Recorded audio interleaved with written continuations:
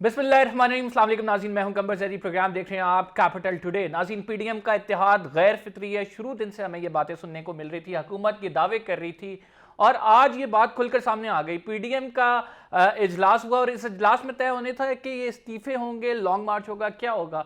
जिसका डर था वही हुआ। पीपल्स पार्टी ने इसकी मुखालफत की। जो पहले से सियासी पंडित कह रहे थे कि पीपल्स पार्टी नहीं जाएगी इस्तीफों की तरफ, और जरदारी साहब खुलकर सामने आ गए और जरदारी साहब ने कहा कि मियां नवाज शरीफ साहब वापस वतन आए और इसको लीड करें और हम सबको जेल जाना होगा, तब ये तहरीक कामयाब हो सकती है। असम्बलियों से इस्तीफे देंगे तो इमरान खान को हम मजीद मजबूत कर रहे होंगे। अंदरूनी कहानी ये है कि दिलचस्प सूरत हाल तब पैदा हुई जब मरियम नवाज साहिबा ने इसको रिटेलिएट किया और मरियम नवाज साहिबा ने आसिफ अली जरदारी साहब को कहा कि मियां मोहम्मद नवाज शरीफ साहब वतन अगर वापस आ जाएं तो आप गारंटी देते हैं कि नैब उनको कुछ नहीं कहेगी। उनको 2 दफा हार्ट अटैक हो चुका है और उसके साथ उन्होंने कहा उनकी तबीयत खराब है, अगर नैब की हिरासत में रहते हैं तो आप गारंटी देते हैं कि उनकी जान को कोई खतरा नहीं है। साथ मरियम नवाज साहिबा ने यह भी फरमा दिया कि जिस तरह आप वीडियो लिंक से खिताब करें, जरदारी साहब चूंकि पीडीएम की मीटिंग में वीडियो लिंक से खिताब कर रहे हैं, कोरोना का भी है और उनकी सेहत के भी मसाइल हैं, तो लिहाजा इसी तरह मियां मोहम्मद नवाज शरीफ साहब इस इजलास में वीडियो लिंक के जरिए हमारे साथ कनेक्ट हुए हैं। तो ये जो आज इजलास हुआ है इसमें जरदारी साहब ने जो ऑफर सामने रखे, नाज़रीन यही खबर हमने जब पहले ब्रेक की थी और जब पहले इस पर प्रोग्राम में डिस्कशन हुई थी तो कमरुज़्ज़मान कायरा साहब कहते थे कि खबर मीडिया ने खुद फैलाई है, लेकिन आज ये साबित हो गया कि जरदारी साहब ने पहले भी ये कहा था और अब जो है खुलकर कह दिया कि नवाज शरीफ साहब, क्या नवाज शरीफ साहब वापस आएंगे? मुस्लिम लीग नून से ये पूछेंगे। लॉन्ग मार्च कैसा होगा? पीपल्स पार्टी क्या धरने देने पे राजी होगी? ये गैर फितरी इत्तेहाद कब तक चलता रहेगा? ये पूछेंगे। ये जानने के लिए हमारे साथ कामरान मुर्तज़ा साहब हैं, सेनेटर हैं, JUI से इनका ताल्लुक है। बहुत बहुत शुक्रिया कामरान साहब। हमें ज्वाइन करें शौकत बसर साहब, PTI से रहनुमा है, PTI के सीनियर। नौशीन इफ्तिखार साहिबा जो डस्का इलेक्शन में खड़ी हुई थी, मुस्लिम लीग नून से ताल्लुक है, वो हमारे साथ मौजूद हैं। आप तीनों मोअज़्ज़ज़ मेहमान ग्रामी का शुक्रिया। Starting from you Kamran Murtaza साहब, पीडीएम का इत्तेहाद गैर फितरी है, हुकूमत का पहले दिन से ये मौक़िफ़ है और अब चीज़ें खुल कर सामने आ रही हैं। ये आज तो बड़े शदीद इख्तलाफात सामने आए और एक तरह से पीपल्स पार्टी ने तो भरपूर तरीके से मुखालफत की है इस्तीफों की, क्या कहेंगे? देखिए, ये इत्तेहाद है, एक पार्टी तो नहीं है। एक पार्टी होती तो हाँ, उसके लिए मुमकिन था कि सारे पार्टी की डिसिप्लिन की पाबंदी करते हैं। तो ये इत्तेहाद नजर है। आपको साथ में टॉप सुनाता हूँ, साथ एंजॉय करें। जी जी कामरान साहब।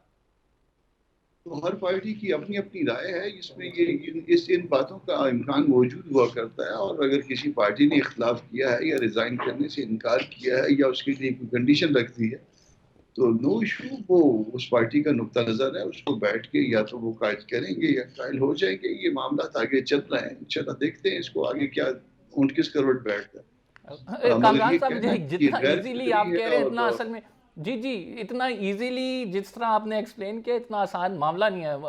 आपको पता है मौलाना फजलुर रहमान कह चुके हैं कि मेरी ज़ाती राय में लॉन्ग मार्च तब तक कामयाब नहीं होगा जब तक इस्तीफे नहीं आएंगे। कल एहसन इकबाल साहब ने कह दिया कि जब तक हम 5 लाख बंदा भी ले आए इस्तीफे नहीं आएंगे, लॉन्ग मार्च करके हम चले जाएंगे। कुछ नहीं होने वाला। अगर इस तहरीक को कामयाब करना है तो इस्तीफे लाजमी है और जरदारी साहब ने आज खुलकर जो एक्सपेक्टेड था पहले से इसकी मुखालफत कर दी है। तो ये इतना आसान मामला नहीं है जिस तरह से आप एक्सप्लेन कर रहे हैं, डोंट यू थिंक? बिल्कुल आसान नहीं है, ये सारे का सारा मामला बहुत मुश्किल मामला है। जाहिर है मुल्क का मामला है, मुल्क के अंदर जमहूरियत का मामला है, मुल्क की जमहूरियत के अंदर मुदाखलत का मामला है।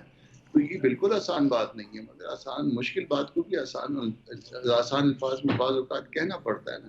तो इसको आसान अल्फाज में आप ये समझिए कि ये इत्तेहाद है और इत्तेहाद के अंदर किसी एक जमात का नुक्ता नज़र है। ठीक, हमारा नुक्ता वही है, यकीन हमारा नुक्ता नज़र यकीनन वही है जो मौलाना साहब का नुक्ता ठीक। नज़र है। नौशीन साहिबा की तरफ आता हूँ। नौशीन साहिबा, मुस्लिम लीग नून जो ये चाहती थी और चाहती है इनफैक्ट कि इस्तीफे दिए जाएं और जरदारी साहब ये कहते हैं कि मियां साहब वापस आए, तो मियां साहब वापस आएंगे?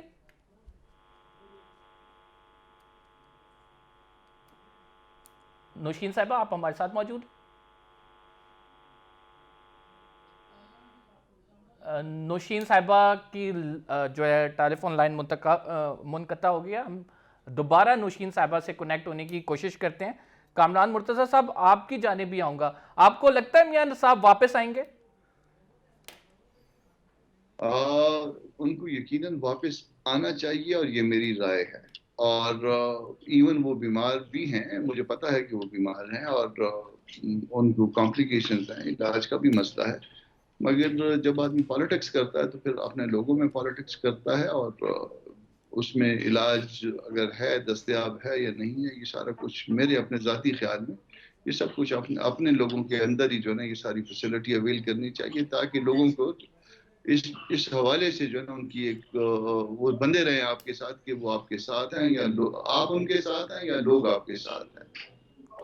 वैसे बज़ाहिर तो कामरान साहब आप भी बड़े सीजन पॉलिटिशियन हैं, लॉयर हैं, लग ऐसा नहीं रहा कि नवाज शरीफ वापस आके ये लीड करेंगे। ये सिर्फ इस एहतजाज के आएंगे तो very genuine concern shown by Pakistan Peoples Party. शेर आया पे किस दिन शेर आ जाएगा। ये शेर आया की राय पीपल्स पार्टी मानने को तैयार नहीं है, क्योंकि पीपल्स पार्टी मुकम्मल एतमाद रखती है कि उन्होंने वापस नहीं आना। That's why they said it so. ये पीपल्स पार्टी वालों से पूछते तो ज्यादा बेहतर होता शायद। नौशीन साहिबा ने हमें ज्वाइन कर लिया, और नौशीन अच्छा, अली गौहर बलोच साहब ने हमें ज्वाइन किया। अली गौहर बलोच साहब, बहुत बहुत शुक्रिया प्रोग्राम में ज्वाइन करने के लिए। क्या नवाज शरीफ वापस आएंगे? आज जरदारी साहब की जानिब से शर्त रख दी गई है और वो कहते हैं कि आए, लीड करें, हम इस्तीफे देते हैं और नवाज शरीफ साहब पंजाब का चैप्टर संभालें। जी देखें, बिस्मिल्लाहिर्रहमानिर्रहीम।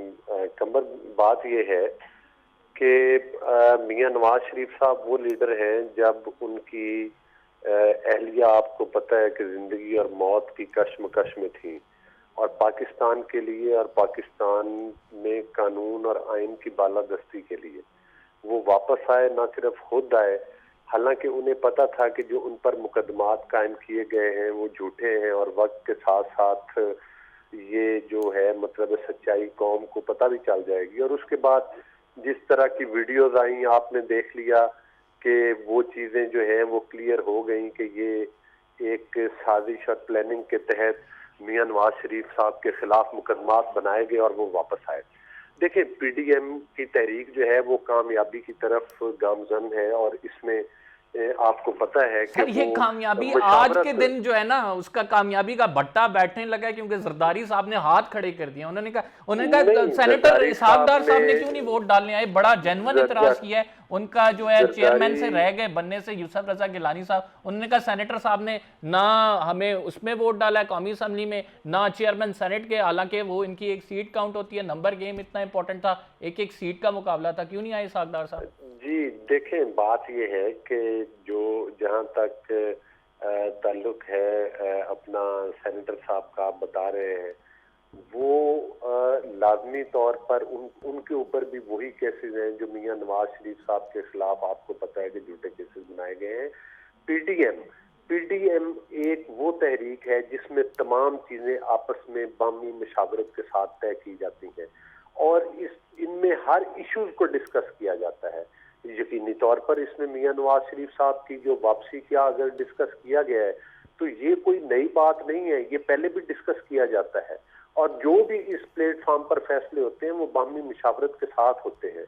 मियां नवाज शरीफ साहब यूं ही उनके इलाज के और वो चीजें जो हैं वो मुकम्मल होंगी तो वो यकीनी तौर पर वापस आएंगे, लेकिन आपस में पार्टी में ये चीजें डिस्कस होने का ये मतलब नहीं है कि पीडीएम में को खुदा न खास्ता दरारें पड़ गई हैं या पीडीएम की क़यादत जो है वो एक दूसरे से, ये सारी तजवीज़ें रखी गई हैं और ऐन मुमकिन है कि मियां नवाज शरीफ साहब वापस आने का फैसला कर भी लें। अच्छा, ये मैं आपके तासुब को मैं आपको रद्द करने के लिए मैं आपको दलील दे देता हूं तासुब को। इस पीडीएम इजलास से पहले नाज़रीन एक मीटिंग हुई और उस मीटिंग में जो है ये डिस्कस किया गया, तीनों के दरमियान टेलीफोनिक राब्ते हुए और बाकायदा तौर पर यह डिस्कस किया गया कि जो इख्तलाफात हैं उनको बाहर नहीं जाने देना, इख्तलाफात पे खुलकर बात होगी और इख्तलाफात को एक दूसरे के एक्सेप्ट करेंगे। लेकिन हुआ वही कि पीडीएम का इजलास अभी चल ही रहा था कि खुलकर मुखालफत हुई, और आपको पता है कि हुकूमत तो इस खबर की दरक में रहती है कि कहीं से टूट फूट या इनके दरमियान दरारें पड़ें,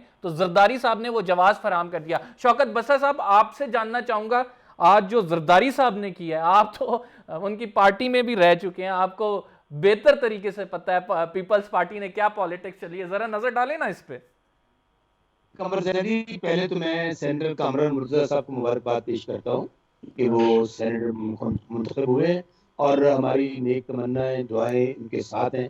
और मैं बिल्कुल ये नहीं कि वो सामने बैठे हैं, एक बहुत ही अपराइट आदमी और ऐसे जो कानूनदान हैं, जो सुप्रीम कोर्ट के एक सदर रहे हैं, उनका अपर हाउस में सेनेटर के तौर पर वैसे आना, ये मैं शौकत समझता हूँ एक शौकत बहुत साहब, ही ऑन द जबरदस्त लाइटर इजाफा नोट, है और उनको वो लोग यही मुबारकबाद। कह रहे हैं पीडीएम के रूह रवा मौलाना फजलुर रहमान के अपराइट कंबर लोगों को आना चाहिए, तो आने दें इन्हें। कमर, अब गुजारिश है, आज के दिन ना आप इनको तंग ना करें, पूरे पीडीएम को ना। मैं वो इनसे ताज़ियत करना चाहता हूँ, जैसे वो इंसान फौत हो जाता है ना, तो उसके बाद फिर उसके जनाजे का ऐलान होता है। तो अब ये पीडीएम बेचारा, वो कहते हैं ना, पीडीएम तबाह दे। अब सिर्फ इनकी आप वो देखें, गुफ्तगू सुने। आज बलोच साहब से मुझे खास तौर पे इज़हार हमदर्दी है, ये कह रहे हैं वो बीमार हैं। जरदारी साहब को नहीं पता कि वो बीमार हैं। वो कहते हैं मियां साहब, अगर आपने पॉलिटिक्स करनी है या सियासत करनी है तो वापस तशरीफ लाए। ये नहीं होगा कि मीठा मीठा हाँ पर कड़वा कड़वा थू, जेलें हम भुगते, हम यहाँ पर आकर केसेस को हम फेस करें और आप वहां पर बैठकर अच्छे अच्छे होटल्स में अच्छे अच्छे खाने खाएं। ये नहीं हो सकता। और कमर जैदी, मैं दूसरी बात बताऊं, मैं पीपल्स पार्टी में रहा हूँ, मैं पेंडू बंदा हूँ, तो पंजाबी कहते हैं सजीव खा के खबी मारना। ये जरदारी साहब, मैंने 15 साल, और मैंने आपके ही प्रोग्राम में कहा था, आपको याद होगा, मैंने आपको बड़ी क्लियरली एक बात कही थी कि जो जो इत्तेहाद है ये एक रियाती था, थोड़ी था। ये तो तमाम वो लोग जो बेचारे कहते हैं ना, जब किसी इलाके का थानेदार ईमानदार आ जाए ना, तो होता ये है कि फिर इलाके के सारे चोर इकट्ठे हो जाते हैं। अब 70 साल यहाँ पे या अमरीयत रही है या ये पार्टियां रही हैं, इन बेचारों को कोई टीटी वाला है, कोई चीनी वाला है, कोई गोले वाला है, कोई पापड़ वाला है, इनका वास्ता पड़ गया इमरान खान से। माली में होता था, और वो ये वास्ता जब सेनेट में पड़ा तो इमरान खान साहब हार गए हैं, ये भी तो पता है ना आवाम को। ये इत्तेहाद आपने कहा कि किसी तौर भी इनके लिए कारआमद नहीं साबित हुआ, लेकिन इसी इत्तेहाद की वजह से यूसुफ रजा गिलानी साहब अपनी सीट हारे और आपके वजीर खजाना जो है उनको शिकस्त से दो चार होना पड़ा। थैंक यू वेरी मच कमर, आपने बहुत अच्छा सवाल किया है। मैं बात बताऊं, पहले दिन से ही पीपल्स पार्टी ना तो मुस्ताफी होने जा रही थी, ना वो लॉन्ग मार्च करने जा रही थी, ना ही वो धरना देने जा रही। इसी सूरत वो सारी चीजें जरदारी साहब, उनको आप पता है क्या कहा था उनके मुतालिक मखदूम जावेद हाशमी ने, कि उनको समझने के लिए पीएचडी की जरूरत है। और सारे मानते हैं कि ही इज जीनियस, वो अपने कार्ड्स बड़े खूबसूरती से खेलते हैं। आप ये देखें कि उन्होंने किस तरह नून लीग को इस्तेमाल किया है, और अपना जहां पे उनके पास मेजोरिटी भी नहीं है, मेजोरिटी भी नून लीग की है, वहां से गिलानी साहब को उन्होंने नेशनल असेंबली से जितवाया। और इनकी जो मेन रीजन है, अभी मैं आपको खबर देने जा रहा हूं, मैं भी एक सियासी कारकुन हूं, आपके पास में भी किसी के पास चिड़िया होती है, किसी के पास क्या होता है, मेरे पे आपने जराए हैं, हम सियासतदान सारे एक दूसरे दोस्तों के साथ। सूरत ये हुई है कि सेनेट के अंदर नून लीग के लोगों ने आज जो गिला किया है जरदारी साहब ने कि सेनेटर साहब डार क्यों नहीं आए, नून लीग के लोगों ने वोट नहीं दिया यूसुफ रजा गिलानी साहब को। जो 8 ठप्पे लगे हैं ना, 7 ठप्पे गिलानी साहब के चेहरे पे, वो डिप्टी चेयरमैन को क्यों नहीं लगे? बस साहब, मैं इसी सवाल पे आने वाला था, क्या ये जो दूरियां पैदा हुई हैं ये सेनेट इंतखाबात की वजह से हुई हैं? हमने एक छोटे से ब्रेक पे जाना है नाज़रीन, we will be right back after this short break. Nausheen Iftikhar Sahiba ने हमें दोबारा ज्वाइन किया। इस ब्रेक के बाद उनसे पूछेंगे डस्का इलेक्शन के हवाले से, आज सुप्रीम कोर्ट में इसकी समाअत हुई है और पीटीआई की दरखास्त जो है वो मुस्तरद कर दी है सुप्रीम कोर्ट ने। उन्होंने कहा था दोबारा इलेक्शन हो। हम छोटे से ब्रेक पे जा रहे हैं, आप कहीं मत जाइएगा।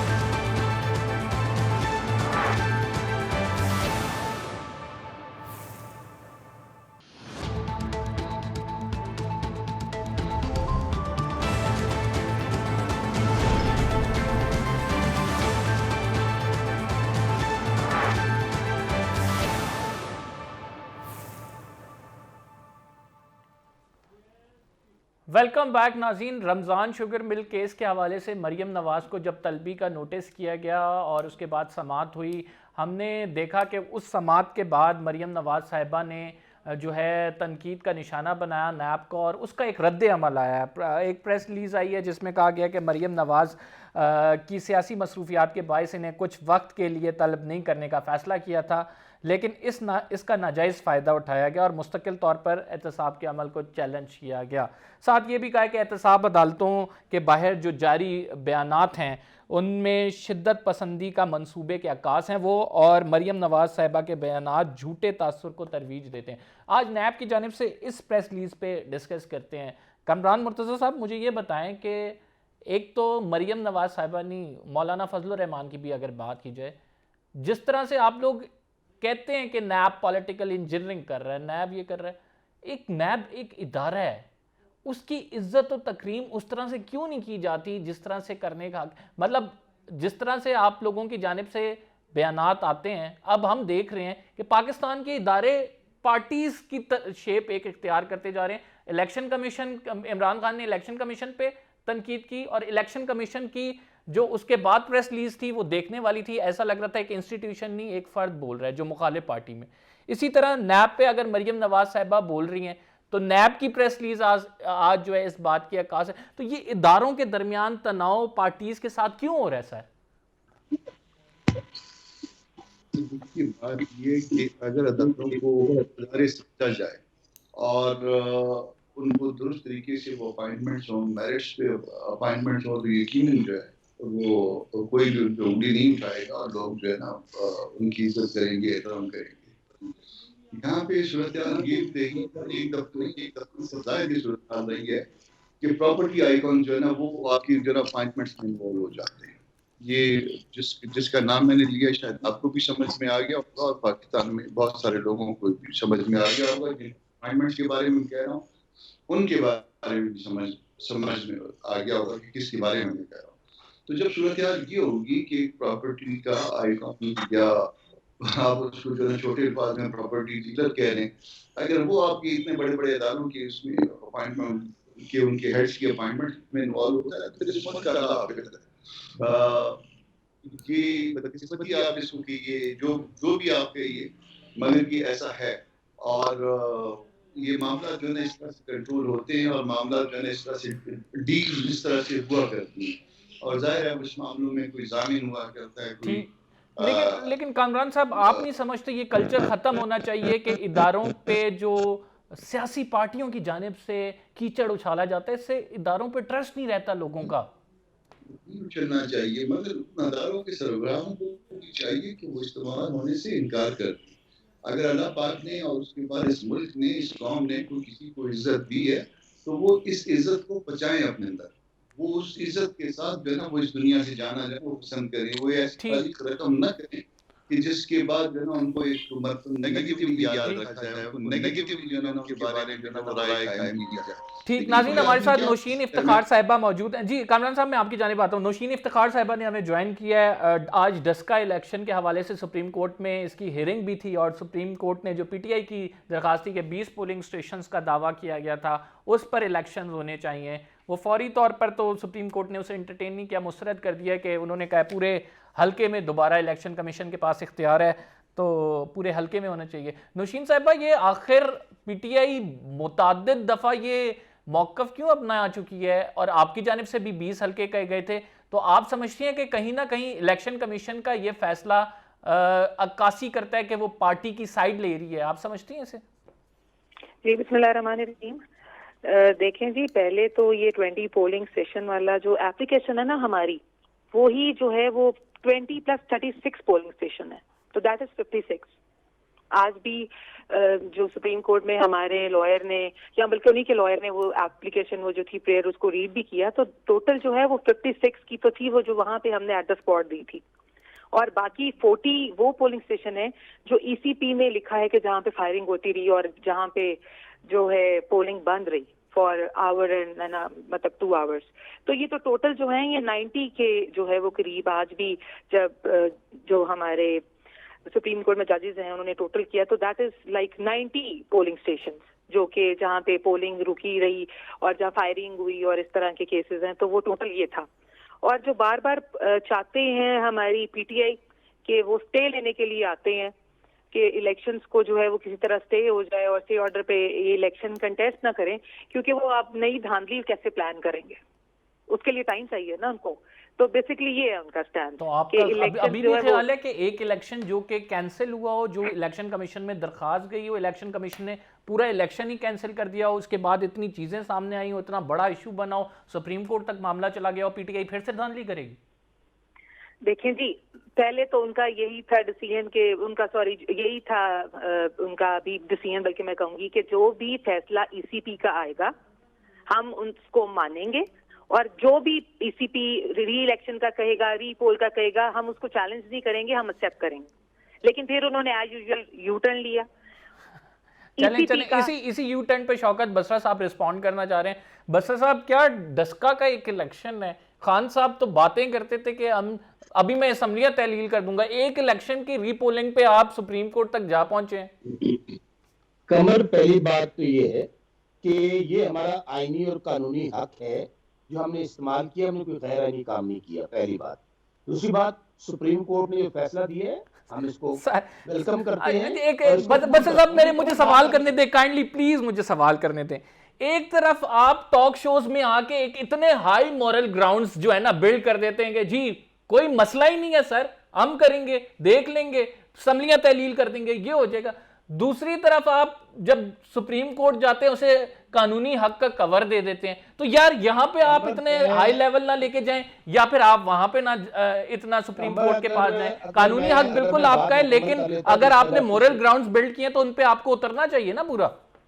कंबर, अगर मैं जवाब मुकम्मल कर लेता तो आपको कुछ सवाल की जरूरत ही ना रहती। चलें, अभी मेरी बहन नशीन इफ्तिखार साहबा ने कहा है कि देखिए सबसे बड़ा इशू क्या था। इशू ये था, अगर नहीं है तो मैं आपको अपनी व्हाट्सएप करता हूँ, मेरे पास व्हाट्सएप में पड़ी है। खुद जो मेरी बहन कैंडिडेट है नशीन इफ्तिखार साहबा, इन्होंने एप्लीकेशन दी रिटर्निंग अफसर साहब को, इन्होंने एप्लीकेशन दी इलेक्शन कमिश्नर साहब को कि हमने 20 पोलिंग स्टेशन जो है इनके अंदर हम मुतमिन नहीं है, वहां पे हमारे साथ ज्यादती हुई है, वहां पे धांधली हुई है, उनका इलेक्शन दोबारा करवाया जाए। अच्छा, आप देखें, अल्लाह करे ऐसा इलेक्शन कमीशन जो मेरी बहन को मिला है, रूम लीग को मिला है, वो मुझे भी मिल जाए। मैं जिस बात की सदाई नहीं कर रहा, मैं रिक्वेस्ट ही नहीं कर रहा, और वो मुझे रिलीफ मिल जाता है। नौशीन साहब वाज़ेह हंसते हुए मैं उन्हें सुनाई दे रहा हूं। बिल्कुल मेरी बात, मैंने ये भी नहीं कहा, लिख के दिया कि मैं 340 से सेटिस्फाइड हूं। नौशीन साहब बात पूरी कर लें, फिर आपकी जाने बात। जी जी, अच्छा, मैं गुजारिश सिर्फ ये कर रहा हूँ कि उनको वो रिलीफ मिल गया। मुझे बताएं एक बात, हमने जो वजीराबाद में इलेक्शन हुआ वो फेयर एंड फ्री था, जो दूसरा इलेक्शन हुआ एमएलए का वो फेयर एंड फ्री था, नौशहरा वाला इलेक्शन फेयर एंड फ्री था।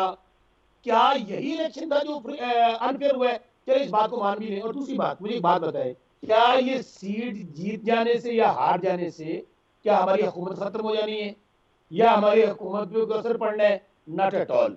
घोड़ा भी इधर है, मैदान भी इधर है, हम इलेक्शन कॉन्टेस्ट करेंगे। और दूसरी बात मेरी नशीन इफ्तिखार साहबा से, ये वो सीटें हैं जो हम जनरल इलेक्शन में लाख वोटों से आ रहे हैं, 60,000 वोटों से आ रहे हैं, और नून लीग गुज़श्ता 5 साल से ये सीटें जीत रही है। और बिल्कुल, ये तो बात सच है। 4,000, 5,000। हालांकि माजी के अंदर जो जिमनी इलेक्शन होते थे, जो बाई इलेक्शन होते थे, आपको इस बात का इल्म है कि वो इलेक्शन किस तरह करवाए जाते थे। लेकिन बाई इलेक्शंस में हुकूमत को एज हासिल होता है, ये भी आपको इस बात का भी इल्म है। एडवांटेज किस तरह होता है कमर, मैं बताता हूँ किस तरह होता है। एडवांटेज ये होता है कि आप रियासती और हुकूमती वसाइल इस्तेमाल करते हैं। आपका वजीर आजम जाता है, वहां पे प्रोजेक्ट अनाउंस करता है, वहां पे जाकर वो पटवारी होता है, आपके मिनिस्टर्स होते हैं, रियासती वसाइल इस्तेमाल नहीं किया। आपको कहा कि एक सुपरिटेंडेंट को हटा दें, आपने फिर उसे कहीं और उसकी ट्रांसफर नहीं की, किसी और ड्यूटी पे, वो बंदा वहीं रहा। ये तो आपके सामने सर, ये कमर साहब मैं फिर ये अपनी नाअहली बयान कर रहे हैं, फिर ये अपनी नाअहली बयान कर रहे हैं कि जो एक पुलिस का इदारा था, क्या वो इंडिपेंडेंट है? वो अपनी मर्जी से ये सब करता रहा है। फिर तो मैं कहूंगी पंजाब हुकूमत और वजीर आजम बड़े नाअहल हैं कि उनसे पुलिस भी नहीं कंट्रोल होती। सर, ये बातें जो है ना, ये कहने और सुनने में बड़ी अच्छी लगती हैं। आप उन लोगों से पूछें जिन्होंने ये सब फेस किया है। इलेक्शन वाले दिन, पोलिंग डे, मैंने पहले भी कहा है और तैयारी करें इलेक्शन की, इंशाल्लाह मैं कर रही हूँ। दोबारा आपको हम हराएंगे इस इलेक्शन में इंशाल्लाह। मैं ग्राउंड पे हूँ सर, मैं ग्राउंड पे हूँ। ठीक, अच्छी बात है। ठीक नौशीन साहब, तैयारी करें इंशाल्लाह। मैदान लगेगा। इंशाल्लाह अच्छा, सर, मैं 5 दफा शाह साहब बिल्कुल जीते थे, बिल्कुल इस रोशन दफा भी साहब, जीतेंगे हम। आपका बहुत बहुत शुक्रिया, हम आपने तो अपना पहले मौका कह दिया रहे 10 का हैं, हम इलेक्शन तो के पहले हवाले कह से। रहे हैं कि ये तो सीट शौकत गुज़श्ता बसर साहब 5 अगले इलेक्शंस इशू पे में चलते हैं। अली गौर मुस्लिम लीग बलोच नून साहब भी की हमारे सीट साथ है, मौजूद हैं, अली गौर साहब से हमने भी तो बड़ा इम्प्रूव। ठीक ठीक। शौकत बसर साहब अगले इशू पे चलते हैं। अली गौर बलोच साहब, मुझे ये बताएं कि एक प्रेस रिलीज आई है, मैं कामरान मुर्तज़ा साहब से भी उसका डिस्कस कर रहा था कि ऐसी सूरत हाल क्यों पैदा होती है कि हम इदारों पर जो है कीचड़ उछालते हैं। मरियम नवाज साहिबा की जानिब से जो बयान दिया गया था कि नैब को कोई यूज़ कर रहा है और सियासी इंतकाम का निशाना बनाया जाता है, आज जरदारी साहब ने भी कहा कि सब जेल जाने के लिए तैयार रहो। तो अली गौहर बलोच साहब, अगर नैब की जानिब से आपके रिबर्टल में प्रेस रिलीज आ रही है तो ये ऐसा नहीं होना चाहिए। इदारों को सियासी जमातों के सामने खड़ा नहीं होना चाहिए, सियासी जमातों को इदारों पर कीचड़ नहीं उछालना चाहिए ताकि आवाम का एतमाद बहाल रहे। क्या कहेंगे? देखिए कंबर, बहुत शुक्रिया, आपने दायरे ज्यादा पार्टिसिपेंट है लेकिन आप मुझे बात करने का मौका देंगे। गुजारिश ये है कि जी गुजारिश ये है कि नैब को ये छोड़ दें कि हम नैब के बारे में क्या कहते हैं, जरदारी साहब क्या कहते हैं, या बाकी जितनी भी पीडीएम की पार्टीज हैं उनकी क्या राय है। पहली बात तो ये है कि नैब के लिए सबसे पहले वो इस्तीफे मुंह पे मारने थे, आपने आर पार होना था, इस्तीफे मुंह पे मारने थे, वो कब मार रहे हैं? अपना बसरा साहब, मैंने आपकी जो है ना वो सारी बातें बड़े गौर से करे तो मैं तो वैसे आपको एंजॉय कर रहा हूँ, तंग कर रहा हूँ थोड़ा सा। अगर मौका दे दें तो आपकी मेहरबानी है। अच्छा, गुजारिश ये है कि इस वक्त नैब के बारे में ख्वाजा साद रफीक के केस में जो सुप्रीम कोर्ट ने जजमेंट्स दी कि नैब को पार्टियां तोड़ने और बनाने के लिए इस्तेमाल किया जा रहा है, नैब को जो है ताकत के टूल के तौर पर इस्तेमाल किया जा रहा है, ये वो बातें और वो जजमेंट्स हैं जो हमने नहीं, जो सुप्रीम कोर्ट ऑफ पाकिस्तान ने नैब के बारे में कही है।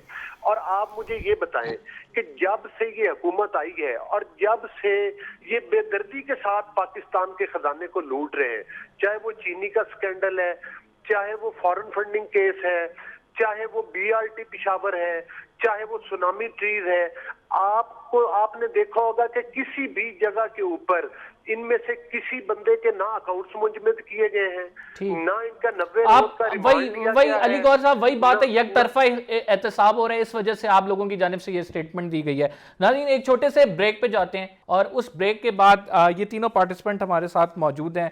जरदारी साहब ने कुछ और भी मियाँ साहब के हवाले से कहा है, वो आपको बताते हैं कि क्या कहा है।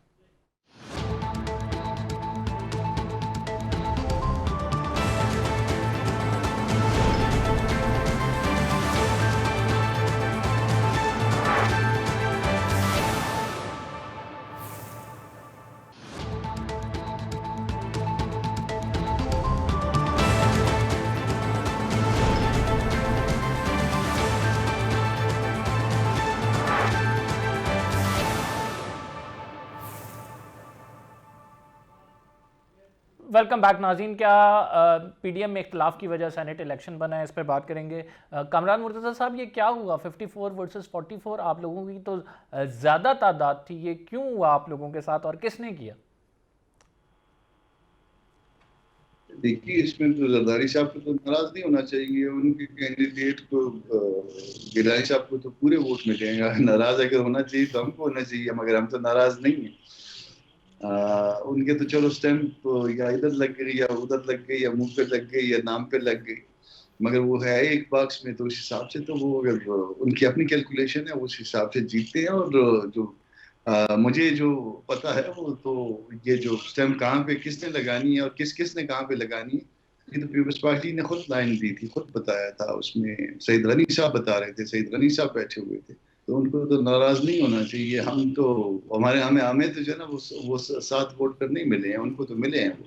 तो ये तो अगर नाराज इतने तो वोट कौन खा गया सर? ये आपकी इंफॉर्मेशन क्या है? पीपल्स पार्टी ने आपके का साथ नहीं दिया, नून ने साथ नहीं दिया है, तो वो आप लोगों के पीडीएम के साथ ही ना। मैंने खुद वोट दिया था, मैंने खुद भी वोट दिया था, और मुझे जो उन्होंने स्टैंप लगा के दिया था, मुझे सेंटर में उन्होंने कहा कि जी हम मुख्तलिफ जगह पे, सईद गनी साहब बैठे थे, उन्होंने कहा कि जी हम मुख्तलिफ जगह पे जो ना स्टैंप हम अपने हिसाब से लगवा रहे हैं। तब मुझे नहीं पता कि बाकी लोगों से किस हिसाब से लगवा रहे हैं, मगर मेरे साथ कामरान माइकल साहब बैठे हुए थे। अच्छा, मैं नाम ले रहा हूँ क्योंकि हाँ, ये यानी अल्फाबेटिकली थे ना सारे। सईद तो गनी साहब ने कहा था कि माइकल और मुख्तलिफ जगहों पे स्टैम्प्स हम अपनी मर्जी से लगवा रहे हैं।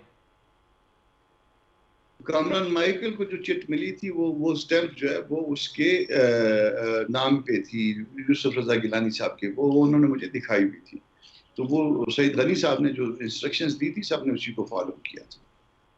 अच्छा, तो ये तो आप बड़ी ज़बरदस्त हमें बात क्यों जी अली गौहर बलोच साहब, ये तो कामरान मुर्तज़ा साहब कह रहे हैं कि पीपल्स पार्टी ने बाकायदा इंस्ट्रक्शन दी थी कि किस जगह पे स्टैंप लगानी है।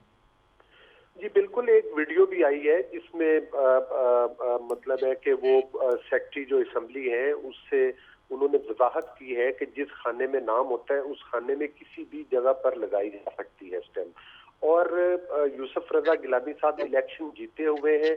यूसुफ रजा गिलानी साहब वोटों के जरिए नहीं हारे, उनको अगर हराया है सदर के नॉमिनेटेड। नहीं अली गौर बलोच साहब आप समझे नहीं है बात। कामरान मुर्तज़ा साहब बात ये कर रहे हैं कि पीपल्स पार्टी को पूरी इंफॉर्मेशन थी कि स्टैंप कहाँ लगानी है और सईद गनी साहब इस हवाले से इंस्ट्रक्शन दे रहे थे। मैं कुछ और कह रहा हूँ, मेरी बात को दोबारा समझ। मैं कामरान मुर्तज़ा साहब की बात दोबारा सुन लेते हैं। मैं अपनी बात को रिफ्रेज करता हूँ। एक बॉक्स था, ठीक है, जिसमें नाम भी लिखा हुआ था, एक तरफ उर्दू में नाम लिखा हुआ था, दूसरी तरफ अंग्रेजी के नीचे जो ना खाली जगह थी। सईद गनी साहब बैठे हुए थे और उन्होंने हमें सबको जो ना एक एक शख्स को, एक एक सेनेटर को बुलवा के हमें जो उन्होंने एक उसी तरह की चिट बना के, उसी तरह की पर्ची बना के कि आपने स्टैम्प कहाँ करनी है वो हमें दी थी। मेरी वाली स्टैम्प जो है वो उसमें सेंटर में थी, वो मैंने सेंटर में किया। मेरे साथ कामरान माइकल बैठे थे, उनकी स्टैम्प जो है वो जो सईद गनी साहब ने उनको दिया था वो उनको वो उसके ऊपर नाम के ऊपर थी। और जो मैं समझ पाया हूँ वो ये था कि हमने ये नाम जो है ना ये मुख्तलिफ जगह पे मैं बिल्कुल कामरान साहब बिल्कुल मैंने राइट इंटरप्रिटेशन किया आपकी बात की और मैं वही जो है अली गौहर बलोच साहब को बता। अली गौहर बलोच साहब, अगर सईद गनी साहब को पता है और वो गाइड कर रहे हैं मुख्तलिफ सैनेटर्स को कि किसने कहाँ पे लगानी है, एक ही बंदा दो अलग बंदों को अलग अलग गाइड कर रहा है, ये कैसे पॉसिबल है? तो पीपल्स पार्टी से तो गिला कामरान साहब का बनता है, बजाय कि पीपल्स पार्टी गिला करे। देखिए पीपल्स पार्टी में इस बात पे सर मेरी गुजारिश सुन ले। पहली बात तो ये कि इस इशू पर पीपल्स पार्टी ने किसी से गिला नहीं किया, और दूसरी बात ये है कि पीपल्स पार्टी के अपने लोगों ने जो एफिडेविट सर वो सेनेटर आज इसहाक डार वाला तो सामने रखा है ना मामला, वो तो अब दबे लफ्जों में वो यही कुछ कह सकते हैं। जो वोट डाले गए हैं उनमें किसी वोट पर उन्होंने गिला नहीं दिया कि गिलानी साहब को कोई कम वोट मिला है, और उनका पीपल्स पार्टी का अपना मौकफ ये है कि जो उनके नाम के ऊपर स्टैंप्स लगी हैं वो उन्होंने खुद लगवाई हैं। और सर गफूर हैदरी साहब की बारी किस तरह से डिफाइन करेंगे आप? किसकी? गफूर हैदरी डिप्टी चेयरमैन के लिए जो इलेक्शन हुए, जो इनका कैंडिडेट था, तौर पर जिस किसी ने भी अपना जमीर बेचा, या जो ये वही चीज है ना कि ये मतलब है कि ये तो फिर उन्होंने गवर्नमेंट वालों ने, आपको पता है पीटीआई वालों ने वोट खरीदे, वही बाजार गर्म किया जो इन्होंने वो केपीके की वीडियोस वायरल हुई हैं। और जिस तरह से इनकी रविश है कि ये वोटों को भाई होकर करो खरीदते हैं, इक़्तिदार हासिल करना चाहते हैं, लेकिन जिस किसी ने भी वोट नहीं दिए, मैं समझता हूँ कि इसकी तो कोई जस्टिफिकेशन ही नहीं है। वो लोग जो है वो मतलब है कि इस काबिल नहीं है कि वो मतलब है असेंबलियों में बैठे या सेनेटर मुंतखब हों जिन्होंने अपने ज़मीर के बरअक्स फैसला किया। जिस किसी ने भी किया, ज्यादती किया, उनके नाम क्लियर होने चाहिए, इंक्वायरी होनी चाहिए और पता चलना चाहिए कि वो कौन लोग हैं, ख्वाह वो हमारी पार्टी से हो, पीपल्स पार्टी से हो, या हमारे इत्तेहाद की पीडीएम की किसी भी पार्टी से वो लोग। ठीक हो गया। अली गौहर बलोच साहब आपका बहुत बहुत शुक्रिया, कामरान मुर्तज़ा साहब आपका भी, और शौकत बसर साहब आपका भी। नाज़रीन प्रोग्राम का टाइम खत्म हो गया है, इंशाल्लाह कल आपके सामने हाजिर खिदमत होंगे एक नए टॉपिक के साथ। कंबर ज़ैदी को इजाज़त दीजिए, फिलहाल के लिए इतना ही। अल्लाह हाफ़िज़।